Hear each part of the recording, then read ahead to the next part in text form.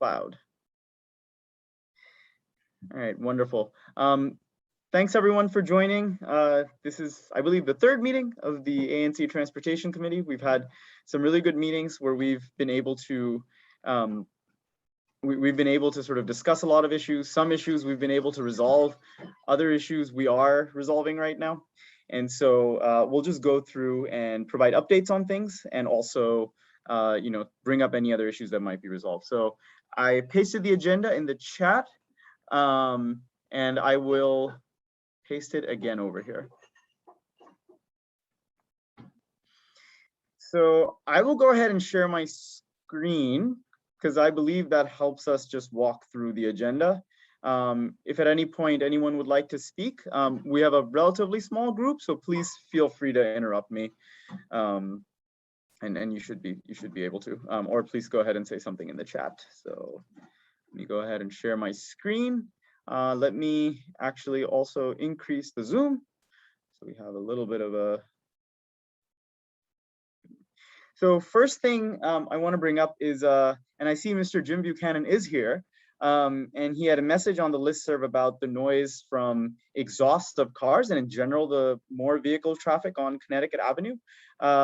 Mr. Buchanan, if you're comfortable, and if I'm pronouncing your name correctly, please feel free to unmute and let us know what you were thinking. Yeah, checking audio. Can you hear me? Yes. Yeah, this is actually a note I put up on the Cleveland Park listserv that came out of a kind of a neighborhood discussion that we had a couple of days ago. People asking a simple question: is have the streets of this neighborhood in Cleveland Park, and certainly along Connecticut Avenue, gotten louder over the last 2 or 3 years, certainly over the pandemic period? And I think everybody felt that it had. And it certainly, I can certainly hear this sort of thing happening every day and every night. And so we thought we would start to ask other neighbors beyond our apartment building here at the Broadmoor at Porter in Connecticut. And hence I put it up on the listserv, and we got a lot of replies there of people who are experiencing the same kind of street traffic, noise, and speeding. And so we thought, well, let's work our way up the line here and start with our elected representatives with the at the ANC level, and see if they could help us figure some things out. Primarily, how do you get control of the noise on the street? How do you get control over the issues of speed and red light running, which we see all the time down here? And, in a heavily pedestrian neighborhood like you have in Cleveland Park, going right on down to the zoo with lots of pedestrians, these sort of activities, it seemed to us, threaten the safety of pedestrians, as well as degrade the value, degrade the experience of life living here in the neighborhood with noise and whatnot. So that's what got us started. I have some ideas. Some other people on the listserv posted some ideas, everything from speed cameras, more speed cameras, to some new inventions that are being developed overseas to moderate or tag high decibel vehicles, and what New York is doing about it, and what Seattle and some other cities are doing about it. So we're kind of getting the conversation started, and that brings me to this Zoom meeting.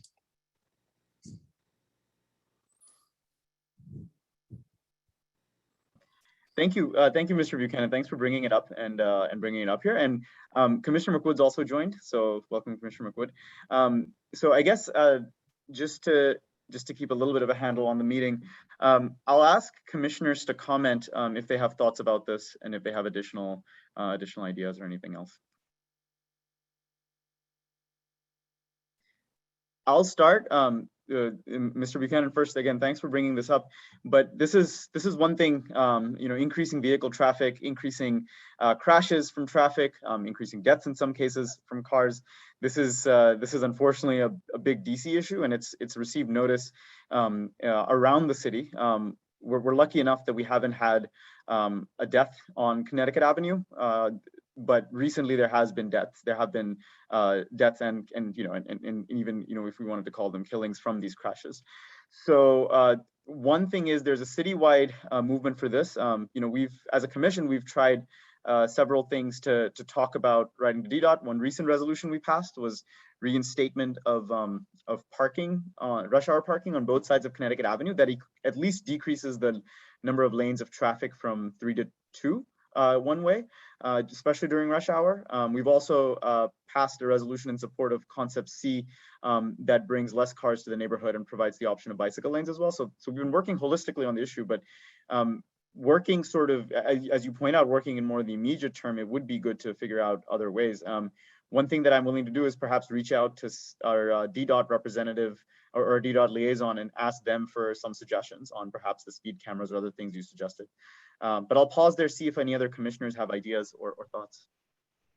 I don't think this speed camera should be like a top solution, since Maryland and Virginia, it doesn't matter if those drivers pay their fines or not. And they're not having their license and insurance affected by getting, these speed camera tickets, since their governors won't grant reciprocity.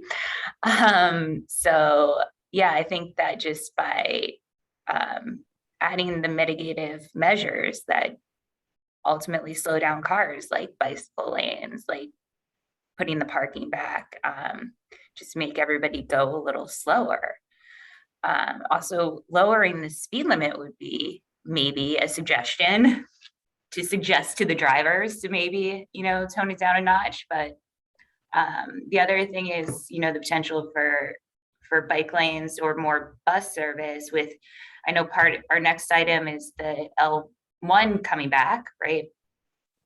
So by having those buses kind of slowing down that one lane of traffic is probably helpful. Having more people take the bus because there are more options gets more cars off the road too. And the potential in that last resolution, we also included looking into running the circulator further up the corridor too. I agree that focusing on speed cameras is probably an effective way to approach this. I don't know how we would address the noise of cars, but I think the safety issues are paramount, and enforcement is really necessary. You're not going to change people's behavior as long as they can get away with it. So DDOT now is in charge of speed cameras and red light cameras, which used to be under the MPD. So I think approaching DDOT about getting some speed cameras at some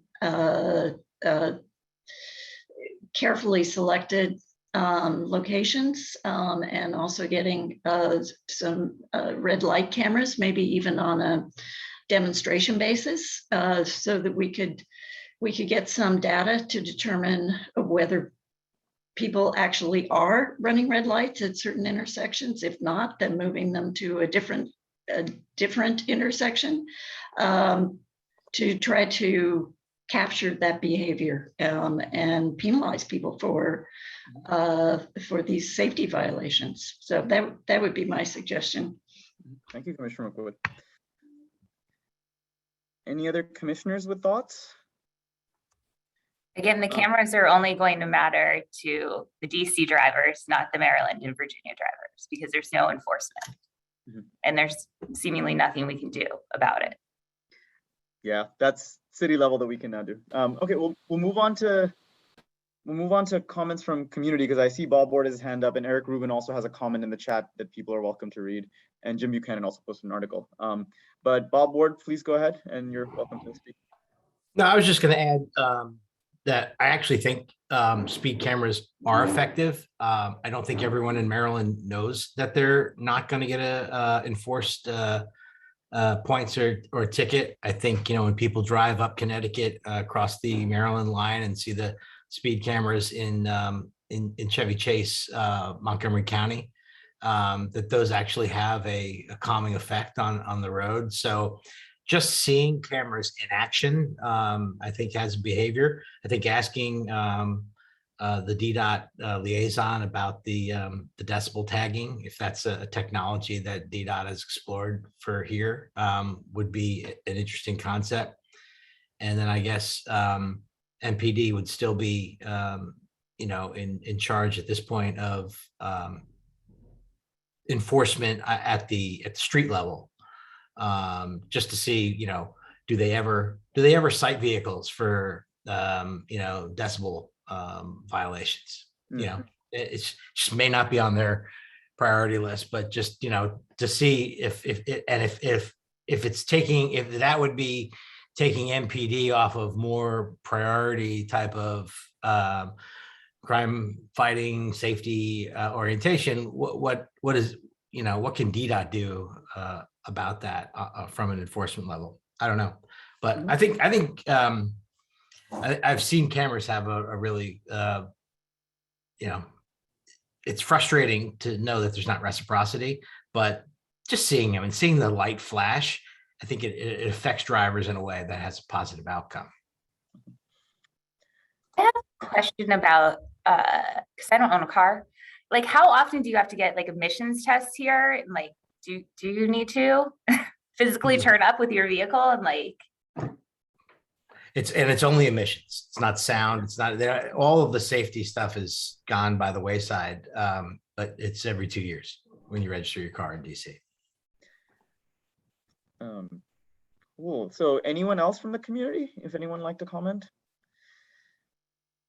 So I think with this one, the follow-up is, if commissioners agree and community members agree, is that I will ask our DDOT liaison for suggestions on what can be done.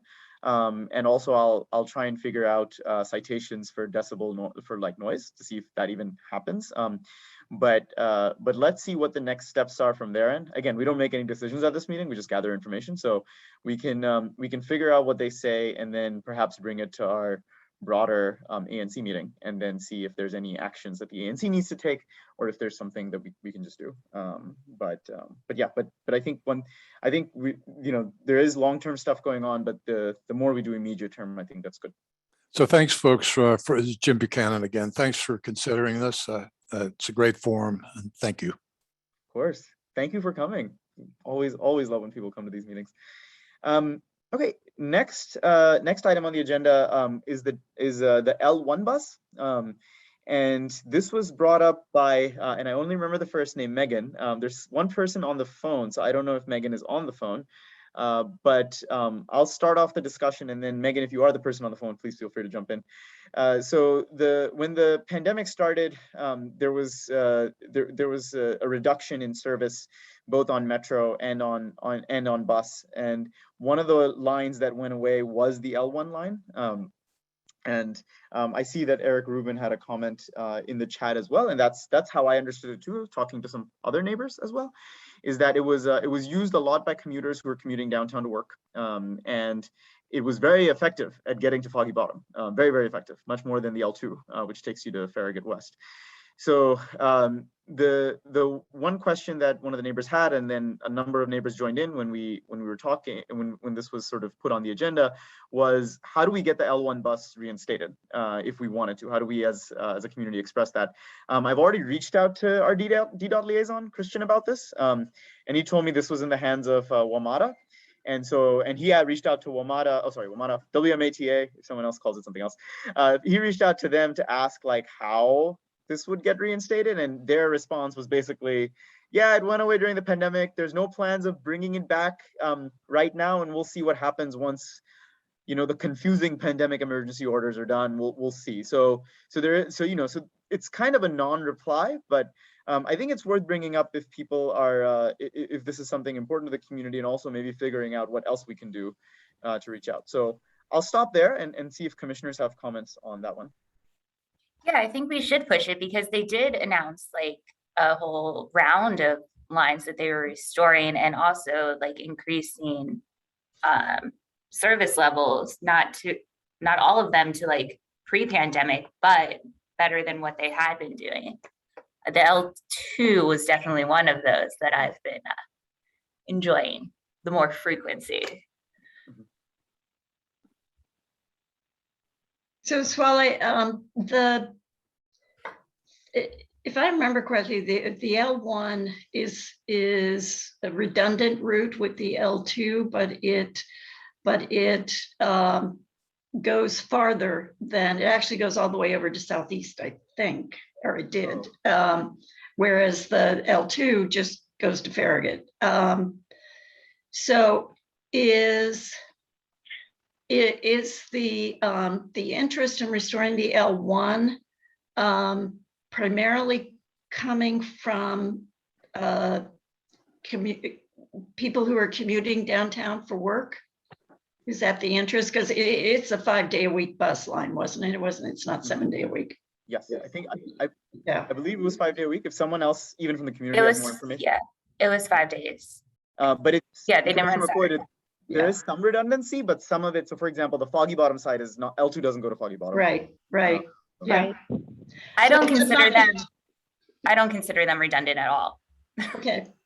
Well, Yeah, I don't I was either. just trying to get some more information about the difference between the two lines. My suggestion would be to confer with the other ANCs on the route and see if they have residents who are missing the L1 and would like to perhaps join with us to petition WMATA to consider restoring it. Great idea. That's a really good idea. I can do that. And I can also I'll also look a little bit more into detail on the redundancy and really figure out which one it is. Megan, is that you on the phone? Did you want to speak? Yeah, thank you so much, Saule, for putting this on the agenda and for just being very responsive to the needs of neighbors in Cleveland Park. Yeah, I early in the pandemic, I noticed there was like 1 or 2 emails that went out to the listserv just saying, or maybe it was from WMATA, just announcing that the L1 would be discontinued, but it was kind of vague about the reasoning for that, or whether that was just a routine decision that they were making because of lack of ridership or whatnot, or whether it was a pandemic related decision. It was during that very early time when no one really knew what was going on and people were suddenly teleworking. So not a lot of people were paying attention to commuter lines because they were suddenly staying home and nobody wanted to go in anyway. And a few of us wrote into WMATA to object to the thought that it might be permanently discontinued, but I think a lot of people assumed that it was just a temporary pandemic measure and that eventually it would come back like other commuter lines. So I personally have been confused why it hasn't really been up for debate. It was like, oh, we just took it away and then, yeah, we'll consider one day, maybe we'll bring it back, who knows? And the process seems a little funny. So I'm glad that we're talking about it. It was a line that many of us on Connecticut, on that corridor, relied to get to work downtown, to federal jobs in Foggy Bottom.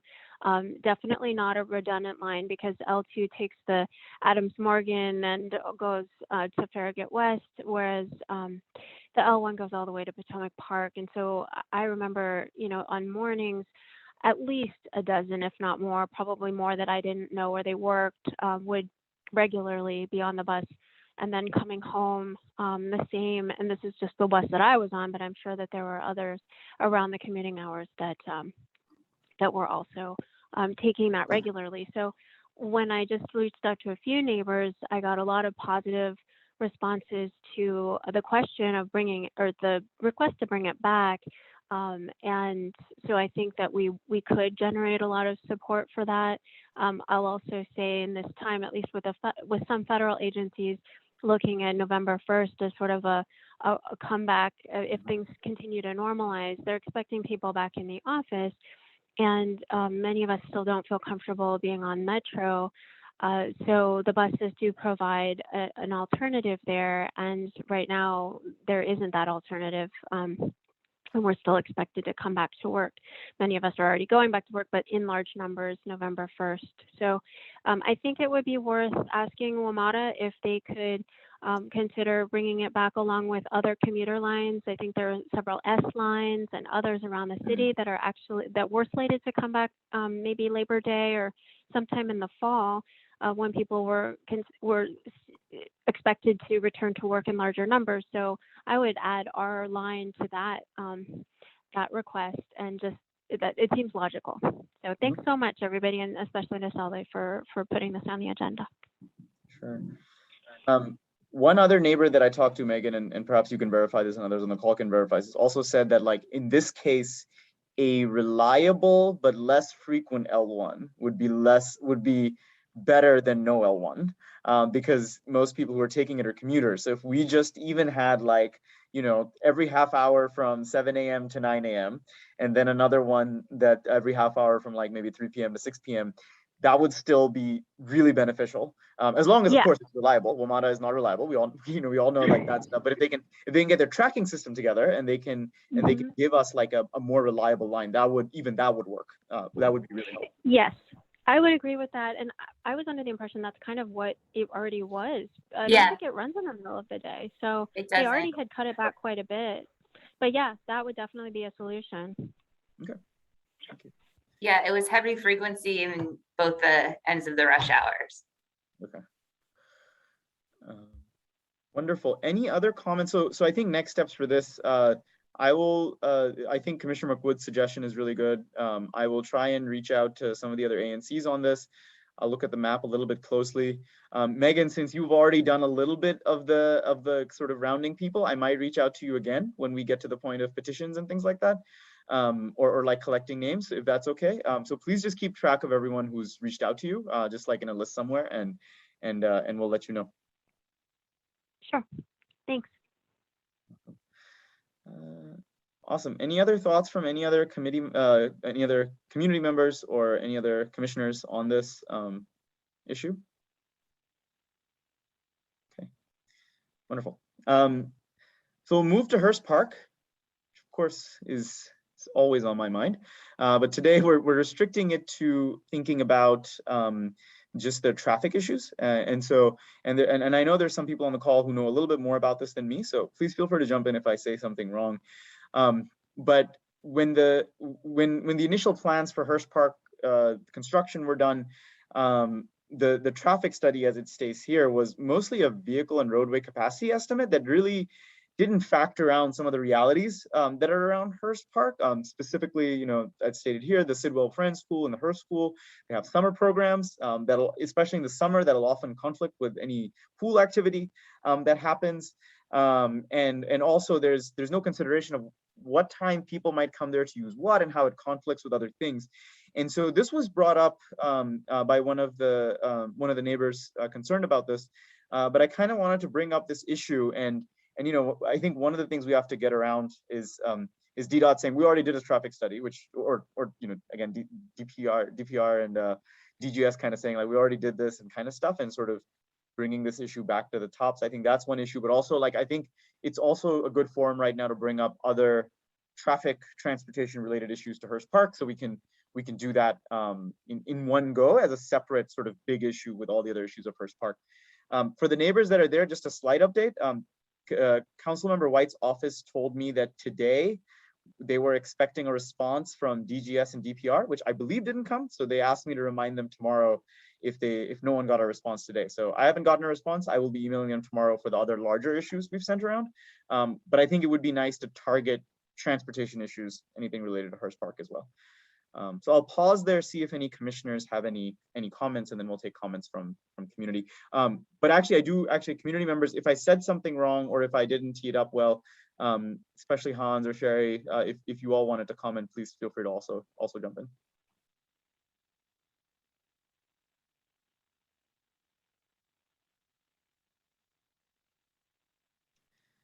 Okay, commissioners, any comments? Anyone with any comments on this or thoughts?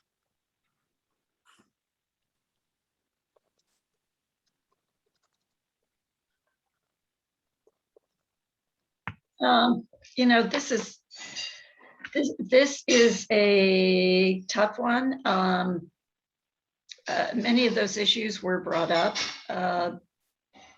before the the project was approved, when they were looking at different aspects of the appropriateness of the site. I know the community doesn't want to hear this, but I think this may be a situation that when the park is fully functional and all the various uses are in operation, that would be the time that we could get DDOT's attention, to ask them to come out and evaluate some specific concerns, where we have some evidence of what actually, what are the problems. I think DDOT, when we raise issues sort of prospectively, that they didn't plan well, I think that's very hard to get a positive reaction from DDOT. Once we have some evidence that they didn't plan well because of the way it's operating and that it's unsafe, then I think it will be probably more likely that we could get a more positive response from DDOT, and look to them for some mitigation to make the area safer. I know that's not what the community is probably interested in hearing, but and maybe other commissioners and other community members have some other some better ideas. But that's my take on it right now. Reality check is always great, Commissioner McWood. I think one thing for me personally that I would love is people, if we can help define at least the prospective problems. So even if we don't reach out to DDOT when the time comes, we have like a good catalog of things. But I totally, I mean, I will defer to you on experience on working with DDOT and how they respond. But it would, just from my personal SMD sake, it would be nice to get all the transportation issues down here. Hans, did you want to add anything? Sure, thanks, Wally, and thank you, other commissioners. Nancy's right that they have in the past talked about that the road can handle the capacity of the vehicle traffic they anticipate, but not about when the conflicts will come and the kind of thing that I think you're talking about now, Nancy. There was one traffic study that suggested that the pool would generate 16 additional car trips a day. So I think even on the face of that, no one thought that that was a particularly robust study.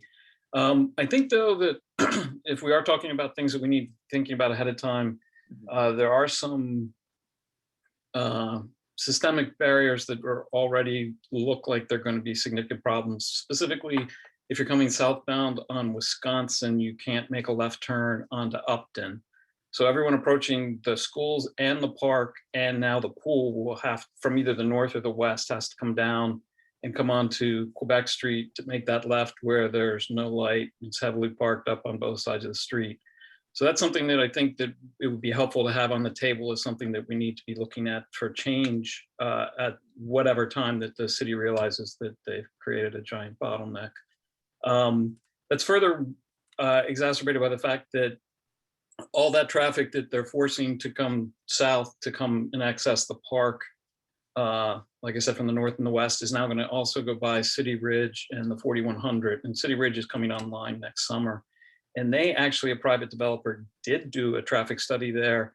And I believe that the maximum hour peak impact would be either 900 or 1100 additional vehicle trips. So that's going to be a huge, huge add-on to the Wisconsin flow. And it just seems that we should be starting to think about, well, how can we reduce that? And part of it is we can let people come to the park and to the schools from the north and not hook down to Porter and Quebec. That's the only thing I would throw in, other than what other people have already mentioned. That's good to know. So just to clarify, Hans, if I understand this correctly, if we have another path to come on from the north that's not Wisconsin, that would also help ameliorate some of the additional traffic coming through Park Ridge, through City Ridge? No, just if you're coming down Wisconsin from any point above Quebec, right, above the post office, you can't turn left onto Upton, which is a street where the post office is, if you're coming south on Wisconsin. So you have to continue further south And get on to Porter. Wisconsin, and then, go through the City Ridge traffic and then come around and come to the park from that side to 37th Street, which also has, I mean, in addition to the traffic issues, it also has parking concerns that people, if they're coming from the north, should park toward the north and then walk to the pool instead of everybody driving around looking for a parking space right in front of the pool. So. Mhm.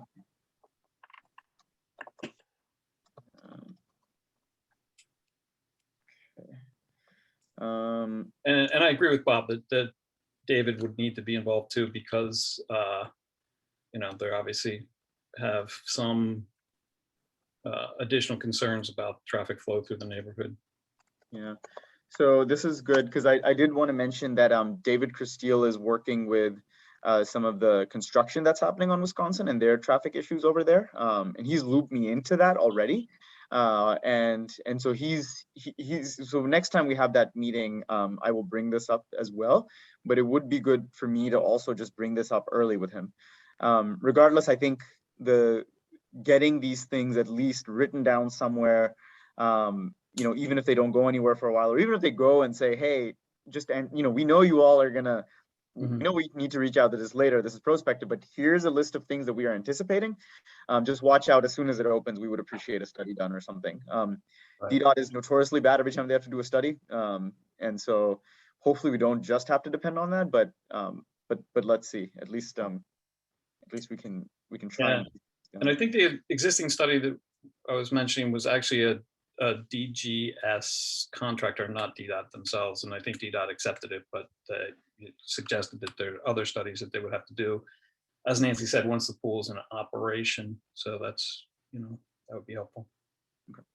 One thing that I just mentioned, which is more of a global issue, but the requirements for traffic studies associated with any of these developments, whether it's City Ridge or the pool or Sidwell Friends expansion, whatever, they're done in a silo.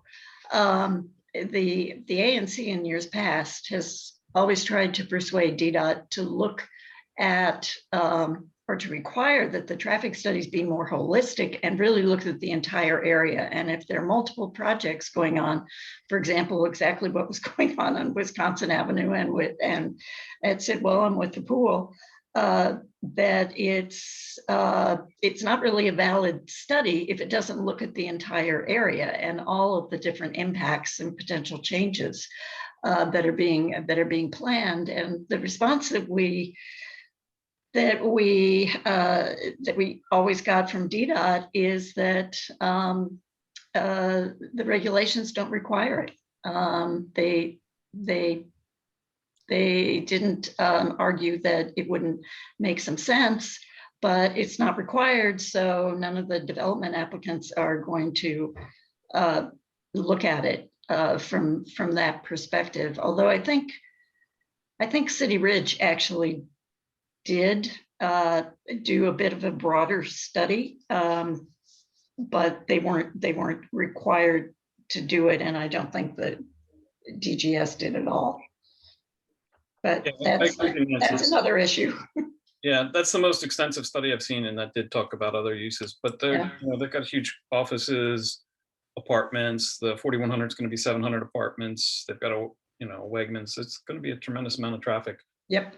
And just, I know we're focused on traffic for Hearst tonight, but I just want to point out, I think that the neighborhood is excited about it finally finishing and is excited about the fact that it's going to open next summer. So I don't think that there's, that the neighbors are unhappy about that. I just think they want to kind of stay ahead of what they see as kind of obvious problems that everyone sees. And also, I think the neighbors are appreciative of everything that Nancy did before you came along, Swally, as far as trying to push the city along. So. Thanks, Hans. Mm-hmm. So when we're talking about traffic study, we're talking, you guys are referencing like the volume of car, right? And the amount of space available for car.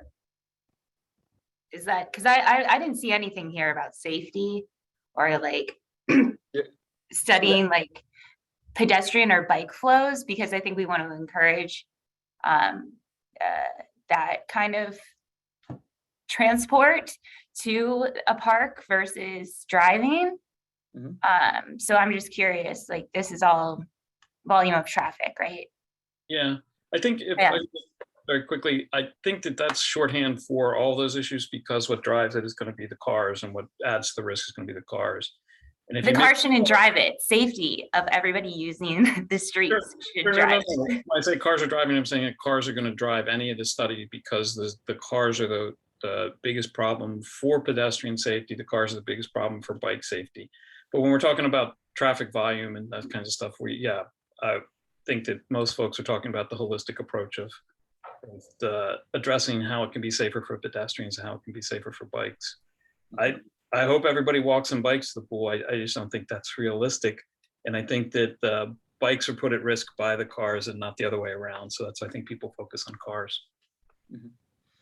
But it can be the way that they want to get there if it's harder for them to drive there. So by taking the mitigation measures to make it an easier option to bike and to walk safely to a destination, you then, the self-fulfilling prophecy of constantly catering to cars is just not an effective. Janelle, the neighbors will love nothing more. They will love nothing more than no cars show up there. I'm telling you that.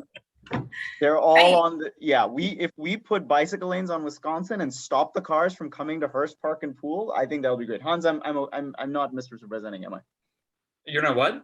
I'm not misrepresenting that you all don't want cars over there. No, I think we're all on the same page. I mean, of course, bikes are part of the solution, and that I just think that, if the idea is that the entire Ward 3 is going to use this pool, the average person that lives more than a few blocks away is not going to gather their kids and their floaties and all this kind of stuff on a hot July day and all walk there. I think we have to be realistic that there's going to be a tremendous amount of vehicle traffic. The city's installed 2 bike racks. That's great. There's going to be a capital bike share there. That's great too. And I'm not in any way trying to diminish the role that bikes could play. But I think that we're all talking about the same thing, making it a safe and accessible park. And the best way to do that is to try and figure out how to handle the car flow, as well as incentivize those other methods that Commissioner Pagets is suggesting. Cool. Awesome. Any other comments on this? So I think follow up with this, Hans, if it's okay, the same list that I've been emailing, I might put up some traffic DDOT related comments and I'll send it out to you all. I will also follow up with Commissioner Castile, see what ideas he has. And then let's at least start putting everything together so that we have like a coherent idea of what the problems are going to be. And then we'll see, like, if we have to reach out, we'll reach out. If we have to wait, then we at least have everything there that we can work on. Sounds good, Swally. Thanks. Welcome. Wonderful. And Commissioner McWood, thanks for bringing up the larger issue. I mean, this is also DDOT issue. We have to figure out like how we push this on them. I totally agree. I mean, it's like transport is a systems issue. It's not a isolated issue. It doesn't happen in isolation. And the fact that they studied in isolation shows how backwards they are. So let's keep thinking on how we can push them on that. Wonderful. So some other things to bring up. I believe some residents living on Wisconsin Avenue brought up that was the next one. To this one first, there's a sidewalk program to kind of accelerate the records of sidewalks and where the sidewalks are broken, where they're not broken. There's another commissioner, Chuck Elkins, from another ANC, who's kind of leading the effort to write to the mayor to accelerate this program. So we wanted to bring this up to see if we could help sort of accelerate this, and also maybe if we could have a crowdsourcing thing for sidewalks around the neighborhood. One method would be, for example, everyone send me photos, I do mean me, send me photos of sidewalks that need repaired, and I try and the location of them, and then we start tagging it somehow. I think that's a workflow that shouldn't take up too much of my time.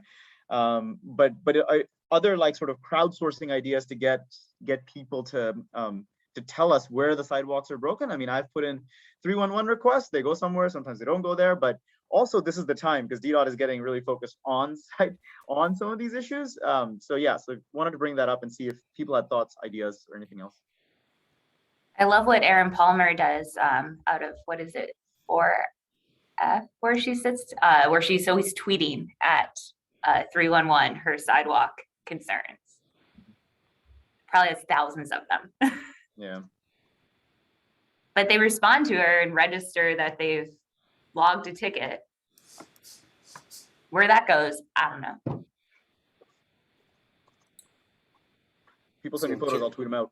Chair Siddiqui, DDOT just did a sidewalk repair project on the 2700 block of Ordway between 27th Street and Connecticut. I walked by, I did not see any real changes. And they didn't address the pothole they said they addressed.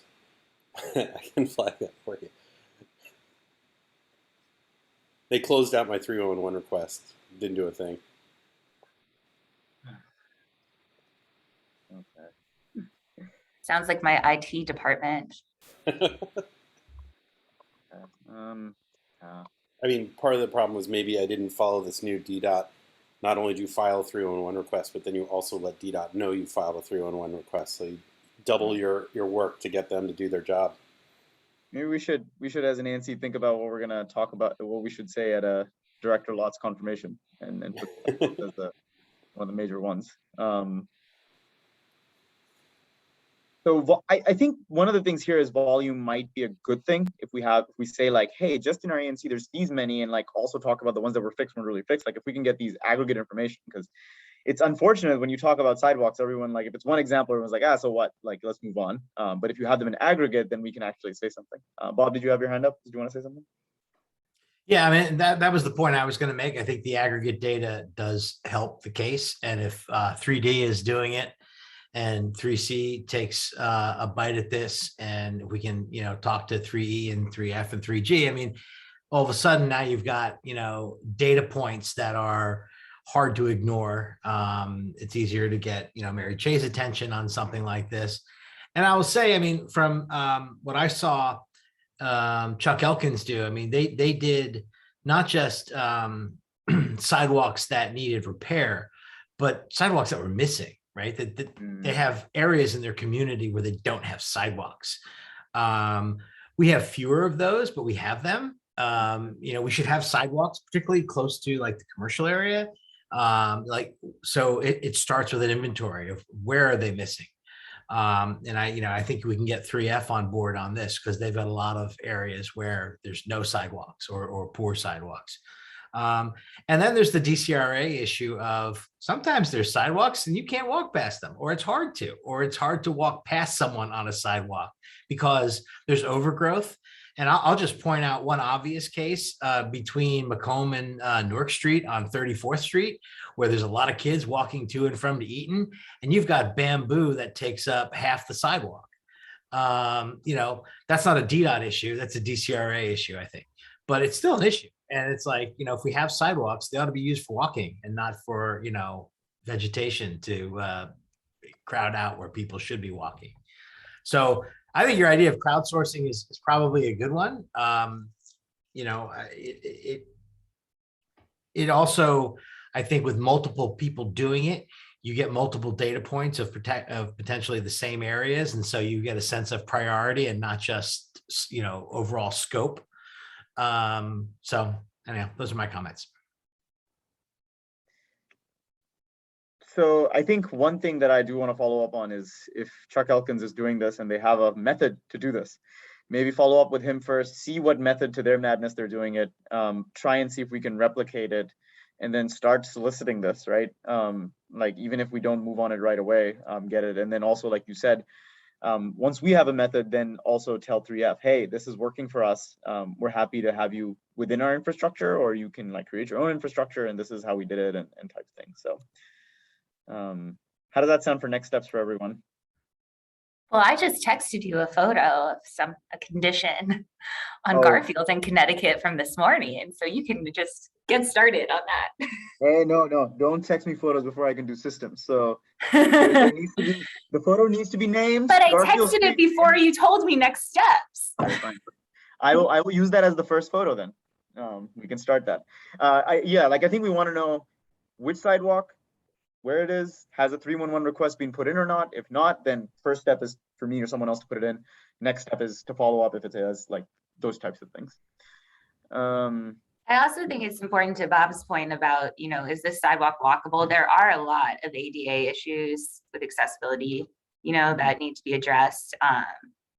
And that needs to factor in. It can't just be like, oh my God, this sidewalk has a giant hole in it. It's like, is it wide enough? Are there curb cuts? Okay, cool.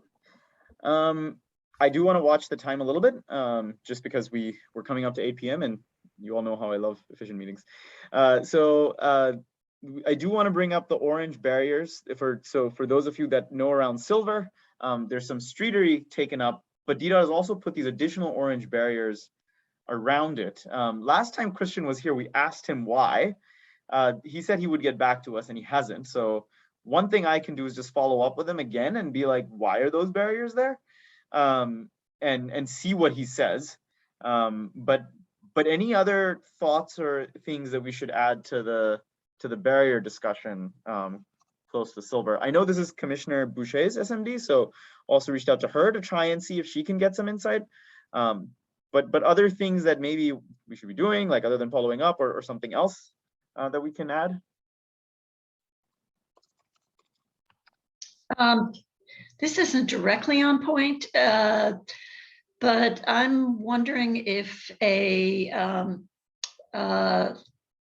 outreach to Councilmember Che to see whether, as chair of the Transportation Committee, whether she is planning to or would consider maybe having a roundtable to talk about the issues related to the streeteries,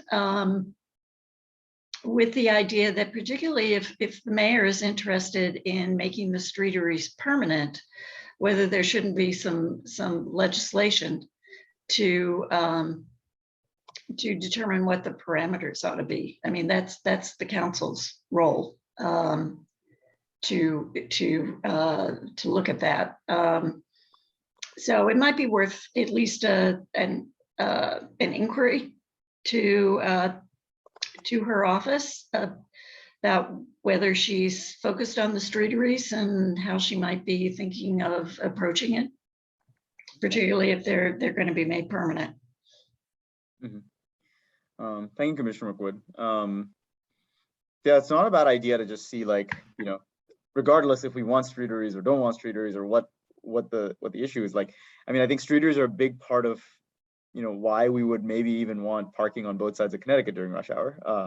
The side, because they're up more on the Chevy Chase side and stuff.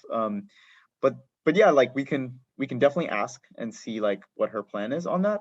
I'm happy to follow up and see what she says. But thank you for bringing that up.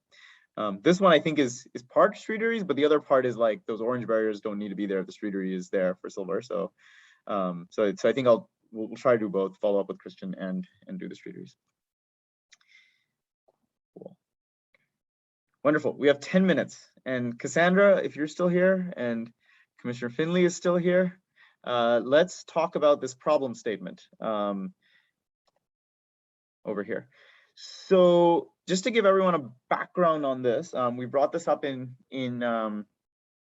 some of our in our previous ANC Transportation Committee meetings. We've also brought it up with, we've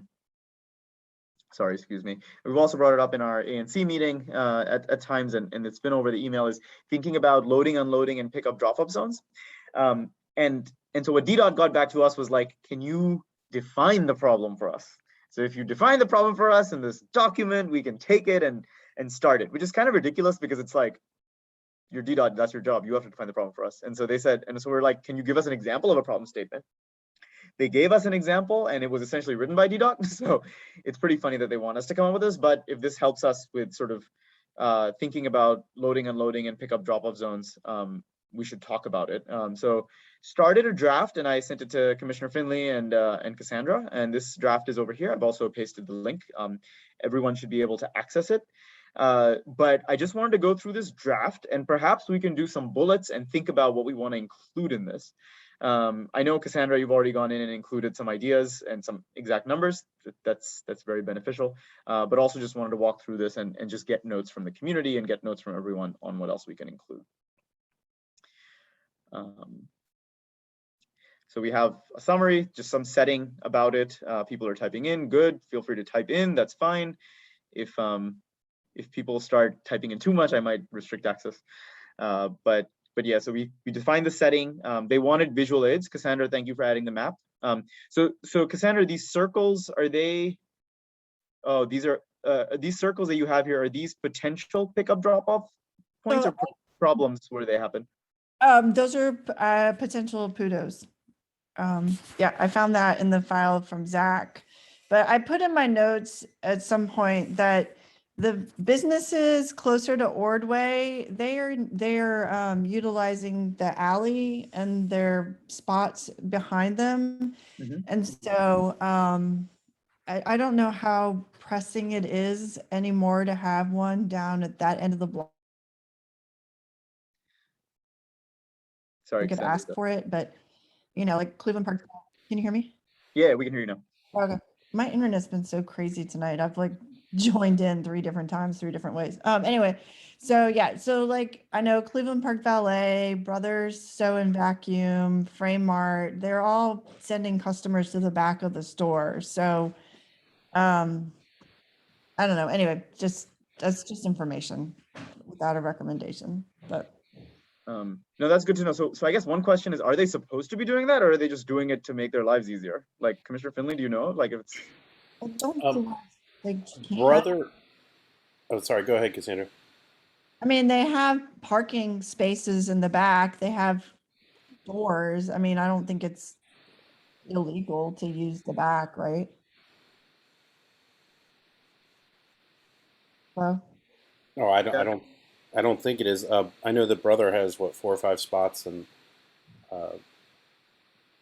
yeah. So I know that the at least with the old Kopi space, we prevented them from having delivery or pickup in the rear for pizza. But I think for the non-restaurant establishments, it's something that's not governed. So I think for defining the problem, we should make sure we're making it as broad as possible. So if we do see issues, even if businesses have found a solution right now, have to think about like later down the line and stuff. So I think it's okay to be a little expansive in defining the problem. And as far as defining the solutions, I think they will want us to like kind of, ease into that a little bit. But we can think about PUDO zones and say like these are potential that we would think about too. I mean, over ask, they'll under deliver. Always. Okay. I see something in the chat. Just let me make sure. Swale, are there specific businesses that have raises? All of them. All of them, even the ones that have temporarily at least found ways to sort of get around it, I mean, using the alley. I mean, they're all livid that they've lost the service lane and they've lost. Yeah. And Yeah. they're all absolutely 100% livid. Yeah. Yeah. Yeah. No, I know that's true.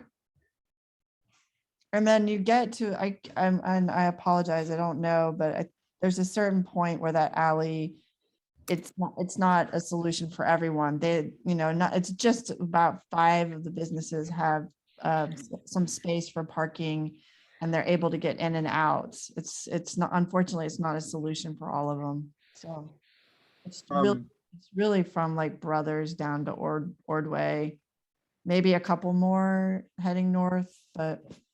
You mean brother down to Macomb, right? Brother, yeah. Yeah, sorry. Ordway's north. Yeah, that's what I was confused about too. So it's really Brother and Cleveland Park Valet. So I think we do want to at least focus on a little bit on loading, unloading here as well. Like parking's definitely like we should focus on that too. But like the loading, unloading, I think is the people that we were talking to that wanted some of this stuff. And so for loading issues, are there any other bullets or like any other places where it's with more than others? Any businesses that wanted more than others? Well, when you get to the other end near 7-Eleven Streets and Yes Market, Streets has one of the largest amounts of delivery and, coming every day, big trucks. So those three, I mean, fortunately are all kind of clustered right together. I mean, that's absolutely so needed down there. I mean, they park on Ordway and they will, kind of park in the pedestrian crosswalk and, it's creates a real safety hazard at that end of the block. So is it fair to say that the worst thing of loading in the business district, the worst area for loading and unloading issues is that corner right there, the Ordway, Connecticut corner on Commissioner Finley's side? Yes. That is by far the worst. Perfect. So we should start off with that one as like exemplary. Yeah. I mean, you don't just have Streets, 7-Eleven, and Yes loading there. You also have Target backup, like when their trucks arrive to back up down the alley on the north side. And I can write this up for you, Swale. Okay. I'm just taking notes. Yeah, and but yeah, so you have trucks backing up on Ordway. The trucks that back into the north alley will pull into the south alley across the giant pothole that I've reported and DDOT claims to have fixed but hasn't, and then we'll back into the north alley. And so they'll block Ordway when they do so, but sometimes there can be backup when Target gets more than one delivery at once. And then all the people coming out of Sam's parking lot. Yeah. That Yeah, whole, that too. that whole little area right there is such a nightmare. Good. Okay. When I've been up there though, when it's not rush hour, the delivery trucks appear to be parking on Connecticut and just unloading it that way. Mhm. So, I mean, I don't understand why we're not looking into like delivery timings too as a solution to just like better, I don't know, because a lot of them come at regular times. So Like, I that talked is to something the that guys. we have a survey where we're trying to figure out when exactly people get their deliveries, so that we can work out something like that and see with DDOT what the opportunities are there. Again, it always comes down to enforcement, so we'll see. But yeah, we're definitely considering trying to figure out how to set this up timing wise to make sure that everybody can take advantage of Pudo and not block each other's access. I will say that delivery is consistent only in like morning, afternoon. It's, for a lot of these people, it just depends on how much traffic they've sat in to get to this destination. And it's, and they can just, the other thing is they will park on the west side of Connecticut Avenue, the smaller vehicles, and then they like rush all their product across Connecticut Avenue on those little wheelies, not in a crosswalk. It's great. It's just absolute crazy. So This is being recorded, but I will say I'm all for jaywalking. The infrastructure needs to be designed for people, not the other way around. But anyway, I second that. So okay, this is good. So I think, I mean, if everyone's okay, I think the way to do this is kind of bring up the biggest one, right? Bring up all the issues related to it. And then I think all these follow. What are the other, and so Commissioner Finley, you said one thing about the Pudo type stuff with the timing. Are we envisioning like Pudos and loading, unloading in the same area? Or what are we, is that what you were envisioning? Or are you thinking? No, so that's yeah, I mean, whether they could be Pudos in the evening when that's the primary time for Pudo use in our neighborhood. But when it's food delivery and people going out to the nightlife opportunities in Cleveland Park. But that's, so it'll be multi-use in my view. But I mean, remember this problem statement, we were told that we're going to present the problem as clearly as possible and as specifically as possible, so that DDOT can present us with options, right? Like they don't want to hear the options from us.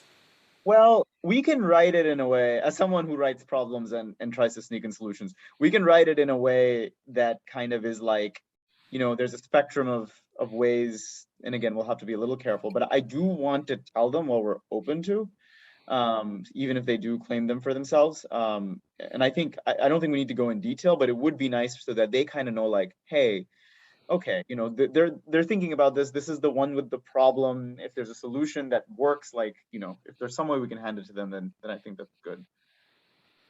I mean, honestly, I think there should be loading down near 7-Eleven and Pudo's in the middle and then towards Macomb. I mean, most of these other places just get Amazon, FedEx packages, things like that. They're not getting the big, massive deliveries every day that, and even like some of the restaurants, they go themselves and get stuff in their own cars and bring it in. So Swale, we're also going to have to consider something on the in your side of Connecticut with the Macklin project, which will cause that parking lot to be gone. Now, that parking lot I know is, I think, only used by Biblos for loading and unloading at this point, but it's just something to consider. Mm-hmm. I think that's a good thing to bring up. Let's see, where should I put potential construction? Let's put it under a problem statement for right now. Oh yeah, immediate need due to construction, but this is a different construction. That's the wash gas construction. So, yeah. That parking is theoretically not allowed to be used by anybody right now. I think Biblos has a deal there, but yeah, it will be an issue moving forward. I've seen the cracked truck parked there sometimes too. yeah, they talked to the synagogue on Porter, I believe, and they're going to be able to park it over there once they're kicked out of Macklin. Okay. But I think this is good to bring up in the problem statement to like let DDOT know, like, hey, you know, because one thing they're going to do is they're going to be like, let's just wait until whatever we decide we're going to do on Connecticut Avenue, but we have to sort of convince them this is a more immediate issue. It's both immediate and longer Yeah. longer reaching. Like, we want to set up, once they've completed construction, we want to set that up for success. Do we have an inventory of the loading needs of each business? For example, how many streets, I would assume, is probably the most intense loading. How often trucks come to a particular business? What size trucks come to the particular business? Because there isn't going to be a one size fits all for this. There may be multiple solutions depending on what the particular needs are. Now, maybe DDOT, that would be part of what DDOT would do, hopefully, but I think it's going to be important to know. There will be a new loading zone on Connecticut Avenue once the Macklin addition is built. That was part of their proposal, if it gets approved by DDOT. But Nancy, that was Swale, Cassandra, and I worked out a survey, which asked all those questions you brought up. Okay, good. That was goal. And so, yeah, so really Cassandra did it, but yeah, Cassandra then went around and asked the businesses because she works with them so closely. So Great. it's in this document. If you scroll down, you see can that. everyone see my screen, by the way? Just making sure. Yes. Okay, so I just opened up your spreadsheet. Oh, cool. This is so cool. Look at this. Awesome. Thank you, Cassandra. Oh, you're welcome. It's not comprehensive, but Hey, any information we don't have, we can go follow up and get it. Yeah. never talked to Target. So This is amazing. I mean, I think this is like, we've already done a lot of DDOT's work, and if we put this in, like, this is a very good problem statement. That's great.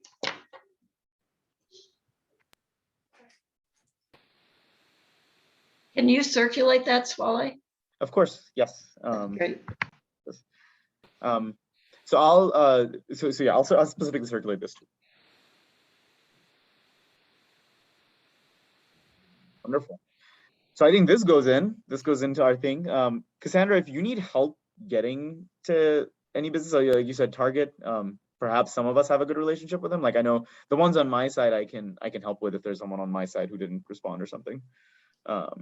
You can, if you want to just kind of see, I have to confess that my attention is now turned to holiday lights and all sorts of other things, and I've kind of forgotten about this. I do apologize. We'll look through it. Yeah, I mean, I think that I went after the ones that were pretty obvious, like I didn't go talk to the cleaners and stuff or maybe I did talk to some of the cleaners. I don't even remember. Yeah, like, Foundation Fitness is not having deliveries, the banks, things like that. So maybe just take a list, and if somebody's missing, I'm happy to go in and get my mind back on this. So I'll sign them up for holiday lights too. So it's fine. I'll take a look as well. I think this is very good, honestly. Like, I think, like as long as we get the major ones in and we have a good idea of the problem definition, I think that's the key. If target is the only major one left, then we can make sure that we get target and stuff. But we'll look through and see if anything. Is 7-Eleven already done? No, I Okay. didn't. 11, but I can go back and talk to Noah and Jonathan. Yeah, I've met them. They're really nice. I'll go talk to them. Okay, awesome. When I went in, I was talking about their armed robbery, not delivery. So Wonderful. Okay. Yeah, and thank you. Cool. Other things that we should bring up or add in here or something?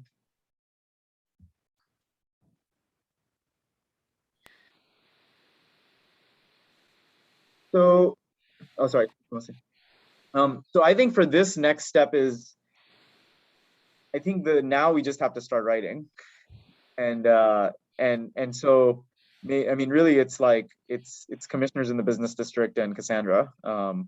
So I think we'll send this around, and then whoever can start adding language to it would be great. And by next meeting, let's at least have like a kind of like a language dump and some idea of what this might look like. Try and see if we can get on target by then, and then hopefully then go ahead and have something ready for DDOT. I like that DDOT appreciates our potential skills at amateur traffic engineering, like urban planning with this. It's kind of their job. I had a question. Will someone go talk to Target? Yeah, I will. Okay, thank you, Bo. I can talk to 7-Eleven too, unless you want to. No, that's okay. I don't mind talking to 7-Eleven. If I go into Target, I'll be like, hey, have you talked to Commissioner Finley? Yeah, whoever goes into Target next, Yeah, anyone on the call, whoever goes into Target, please give them Bo's phone number. Or I'll throw it in the chat if anyone wants it. I won't say it out loud because this will be on the internet. Right. Well, the chat's gonna be on the internet too, right? No, it's not. The chat doesn't show up in the video. Cool. I did want to follow up quickly on one more issue before we end the meeting. Is that dockless scooters got brought up a lot last time.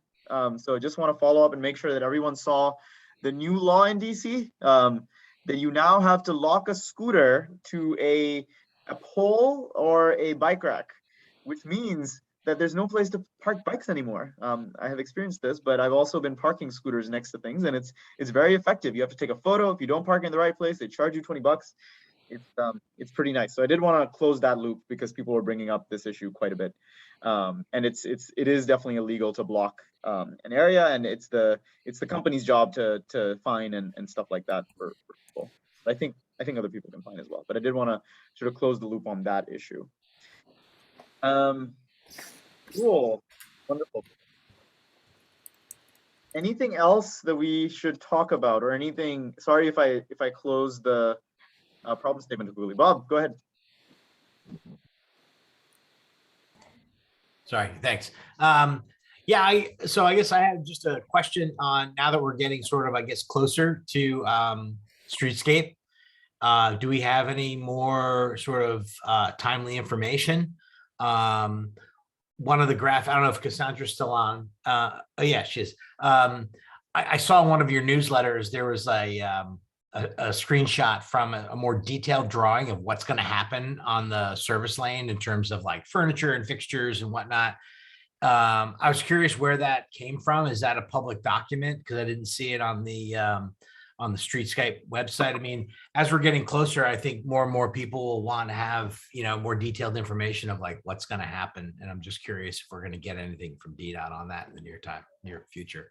Okay, so I'll answer the easy question first. I got that from DDOT. I got it from Yvonne. And the second question is, I reached out to the project manager today to see if he would be open to having regular meetings with, and Bo and Swale are copied on this. He said, we'll have several public meetings as the project progresses to update the community and accommodate their inputs. We plan to attend upcoming ANC meetings, but basically I'm not going to go out of my way to tell you anything else.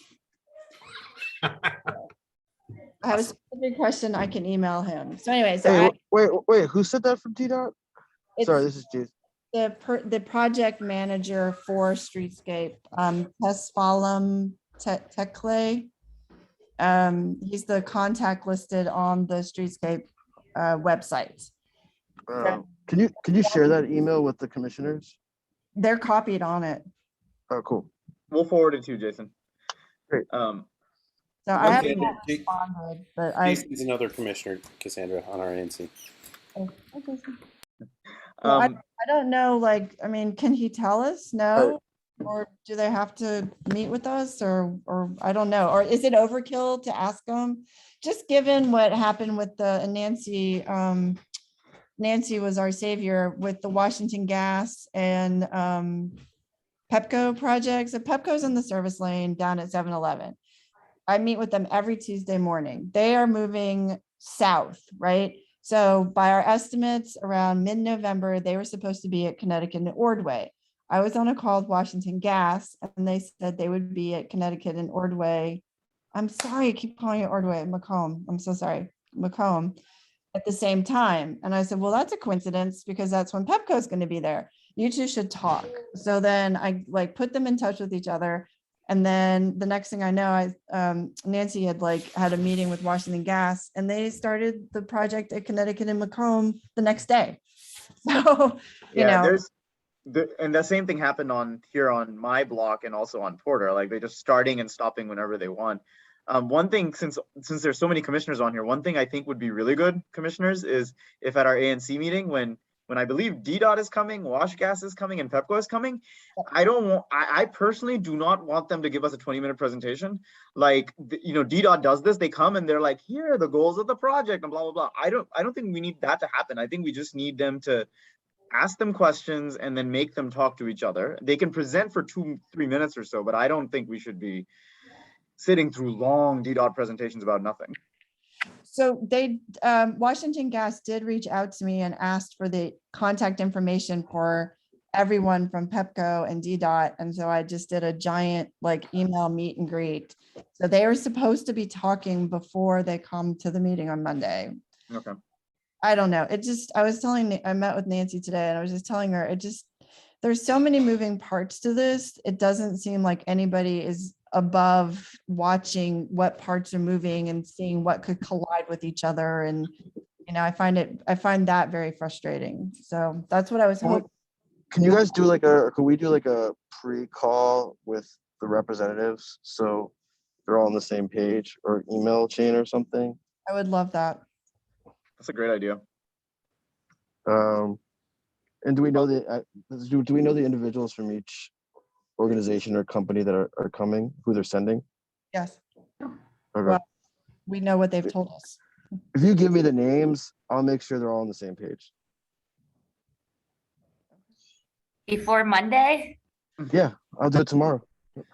I mean, probably should come from Bo because they're. Yeah. I'm That's happy fine. I'm happy to outsource to Jason the Hammer Fink. Yeah, I'm happy to get them all on the same page, or at least in a place where Bo can talk to them. So I think that's what they were trying to do amongst themselves. Should we let them see if they did that? Yeah, we probably shouldn't. I mean, I don't want them to come and just talk at us for 20 minutes. Sorry, Nancy, you were saying something. No, that's okay. Um, I don't know how much it benefits us to try to alienate any of these people. The utilities have a history of not working together, not working with the community, not working with DDOT. DDOT doesn't seem to have any control over when they schedule things, when they decide to come, when they don't decide, when they decide to leave, when they come back. So I think, I really think Cassandra's idea of having a scheduled meeting with the project manager and some of the other representatives from the utility was a very sound idea. If they are going to, but why not work with what they're giving us? If the response from DDOT was, well, we're going to go to the ANC. So that will be where we'll communicate with the public. Why don't we just invite them to come every month during this project and give us a report? I thought we have. We have, but I also think I agree with you. Actually, I mean, I agree with you, Commissioner McWood. I mean, the other thing is DDOT should be doing their own outreach. I don't like it when DDOT, you know, like they have the funds, they have the ability, they have all this stuff, and they shouldn't be using our meeting time to do outreach. They should do outreach separately, but they should also come to our meeting as well as you said. I like that idea, Commissioner McWood. But my only concern is that a lot happens in a month. And I think that the updates need to be much more regular than once a month. I mean, I meet with who I meet with every week, Pepco. And it's astounding, like how much happens and doesn't happen in just a week, you know? So. So my thinking is that, you know, I just want our ANC meetings to be the most productive, and they, you know, we should control the agenda. And like, so I think like having like a pre-conversation with all parties, so, you know, they're not wasting our time, like the other commissioner says, is like a good thing. And it'll also, you know, be more beneficial for the community. Yes. I'm on board. Just tell me when, I'll be there. Also, they save time by not having to put together a presentation deck to present at us, right? So they can be working on the project instead of flashy graphics. The same deck they've been presenting for 2 years. It's already there. Well, that's true. Yeah, no, they barely have to move that little star if we're here. I bet they even have an automatic date updater, but you know. Well, I think we've seen recently that some agencies can't figure out what the date is when they're issuing. Okay. That is true. And just so you know, DDOT is external affairs is kind of staffless right now. So I'm not giving them an excuse. I'm just saying that like they're drowning. So I think like as much as we can push DDOT right now is probably for the betterment of the community, because they're not going to come out and be very helpful at this point. Cool. So, I mean, this is not transportation committee relevant anymore, but I'll let Commissioner Finley and maybe Commissioner Fink decide how they're going to communicate and what they're going to do. I mean, I'll be as helpful as you guys want. Just let me know, Bo. I mean, Commissioner Finley. Jason or Commissioner Fink, you also had your hand up. Did you have anything else you wanted to bring up? Well, I brought this up, I think privately to you, Commissioner. Just something to think about for the next meeting. I wanted to propose that we find a way to collect all of the outstanding safety installation requests or work from DDOT that we have within the ANC, so we can kind of to get their asses working and starting to fix a lot of the repairs or signs or whatnot that have been way overdue for several months or even longer. I'm not sure about the right way to do that, but I think like as the commission working as a whole and the community, I think the transportation committee would be the right place for that work to that research and work to be compiled, then to present to maybe like the November ANC meeting. Oh, I mean, compiling all that, if we have to, if you're putting it on me, I'll definitely not be ready by November ANC meeting. Maybe a process, but thanks. So Commissioner Fink, one thing we talked about was starting a database for sidewalk repairs, but I think what you're saying is more detailed, right? Like traffic safety assessments, stop signs, like all these Or- things, right? Yeah, things that DDOT sometimes is a slow world in the past that are still being slow world, or it can be as simple as like a stop sign or signage that should be repaired that hasn't been repaired yet. But I think it could be, sidewalk or something like that. I'm not trying to say go overboard, but I think like we should hold it DDOT accountable as much as possible to like, make sure that our, sidewalks and streets are safe for all forms of transportation. Does anyone know a way to get out? So Commissioner Fink, one way would be to just get outstanding 311 requests that are handled by DDOT. Like, does anyone know a quick way to get that? They have a database that you can search. Cool. Is it a map or is it an Excel spreadsheet? I think you can export it to Excel. I'll put a That's link what I here need. in the chat. There But you I go. think we can also like leverage that stuff to go to the council member and go to other places to kind of light a fire under DDOT. Yes. I agree. I think that's a great idea.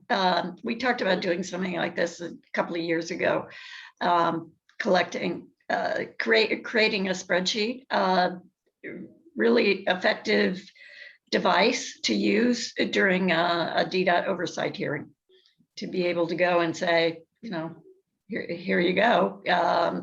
We put in this many requests over this period of time, and these are the ones that have been addressed, and these are the ones that haven't. Yeah, but I think, Commissioner, not to interrupt, but I think that's great for oversight. But I think there's more political will now to put pressure on DDOT to implement, and more funds will be sent to DDOT. So I think this is actually not to hold them accountable, but actually just to get stuff done. I think it'll be a really good tool just to make them do the work they're supposed to be doing. So I'm looking at this link you sent, Commissioner Packets. I can't figure out where to get the spreadsheet, but I'll explore a little bit more. If others can explore, if someone finds a way to get the spreadsheet, I'm happy to filter it, do whatever to it. But if someone can get a spreadsheet of data, I'm happy to work with it. And I'll keep looking, but if others can find stuff too, that'd be great. And But I think they also, should be, sorry. no, go ahead, Janelle. No, they should be able to provide us with the That's true. I spreadsheet should that's just ask coming out. Kristen. Like that's what's driving the data being output on that. It's a spreadsheet, right? So send me your source. Okay, cool. I will ask Christian, and let's see what they say. Thank you, Commissioner Fink. Oh, thank you. Sorry I was late. Cool. All right. Anything else? No? All right. Well, thank you everyone for sticking around. Thanks, commissioners, as well. So minutes are public, and I will send around an additional email to commissioners, and then we'll take it from there. There's lots of stuff on here. I know we're all volunteer, so I know we can't get to all of it, but we'll at least try and slowly make our way through this stuff and hopefully have updates by the next meeting. Thank you. Cheers. Thank you. All right. Thanks, everyone. Bye-bye. Not at all.